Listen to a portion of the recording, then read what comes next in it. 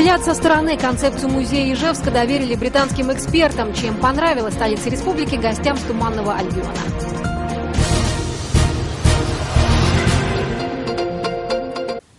Место, где можно полезно и познавательно провести досуг, в столице республики, возможно, скоро станет больше. Британские эксперты приступили к разработке музея истории Ижевска. За 2 дня проектной сессии им предстоит осмотреть ряд исторических памятников и решить, каким должен быть музей.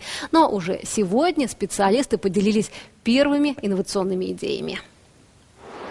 Музей города, точнее целый музейный комплекс, раскинется на набережной от бывшего индустриального техникума, дома Бодолева и Генеральского дома до Оружейной башни. Задача номер 1 – разработать концепцию проекта. Для этого пригласили лучших специалистов с переднего края музейной науки.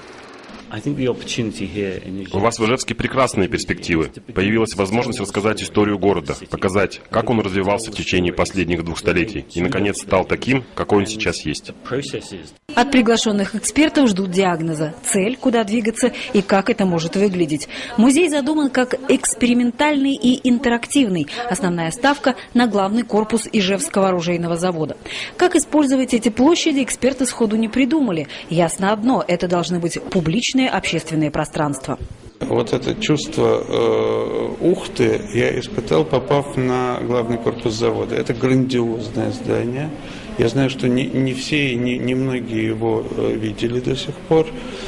Это действительно главный исторический, архитектурный памятник Ижевска. Инвесторы уже интересуются проектом. Потребуются государственные и частные финансовые вложения. В каком объеме еще предстоит посчитать.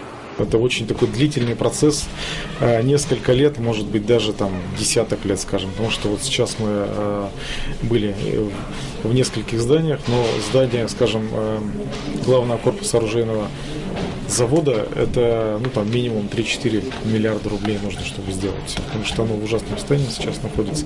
Поучаствовать в проекте сможет каждый. Частные лица, например, принести в музей раритеты и артефакты. Даже не навсегда, а на время. Презентация проекта намечена на День города, 12 июня.